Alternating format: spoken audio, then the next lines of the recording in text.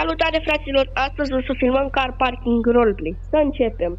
După cum vedeți, mi-am luat o Dacia Logan 2004 și ea e puțin cam ruginită, dar nu este problemă că o să fie un proiect.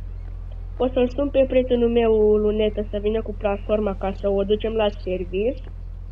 Da, să-l sun. Alo? Da. Salut, Lunetă! Salut. Ai treabă cumva? Poți să-mi duci și mie mașina la serviciul ăla din Constanța? Da, ești la tine acasă? Da, sunt la mine acasă. Bine, că ajung imediat, că sunt în apropiere. Bine, hai, te aștept.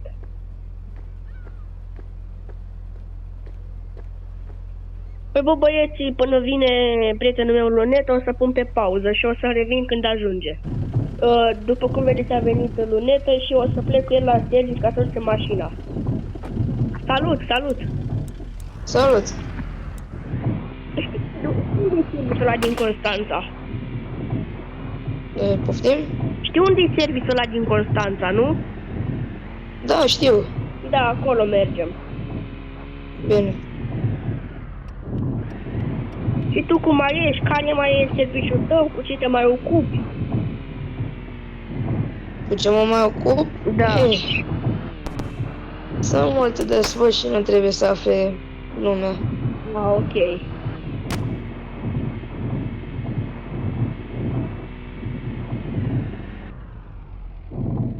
Bă, dar mișto platforma asta ta. Mersi.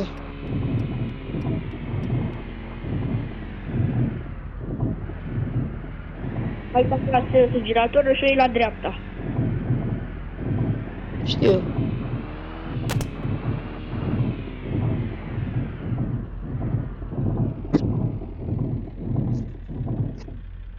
E roșu?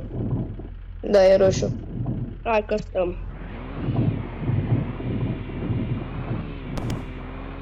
Mi-au luat și eu acum o Dacia Logan ca să o am și eu ce face, că mai mă plictisesc acasă. Da. Aici e serviciul. Da, aici în stângă. Da.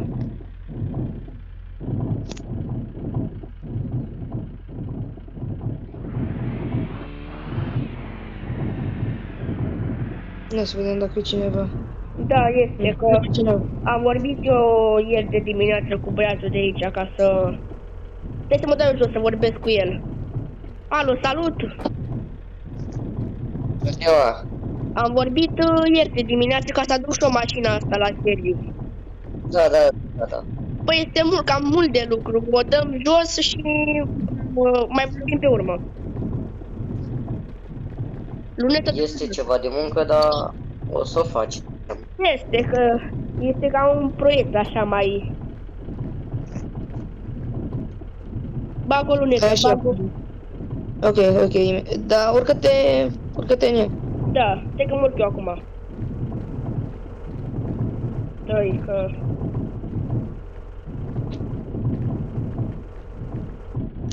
Așa, dă-i cu spatele și o băgăm acolo unde este liber. Da, aici, parcați aici. Imediat, dați-vă de acolo să nu vă calc.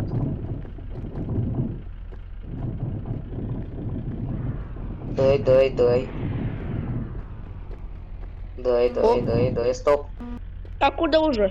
Așa. Păi, Am dat-o. domnul Eduard, păi cum facem?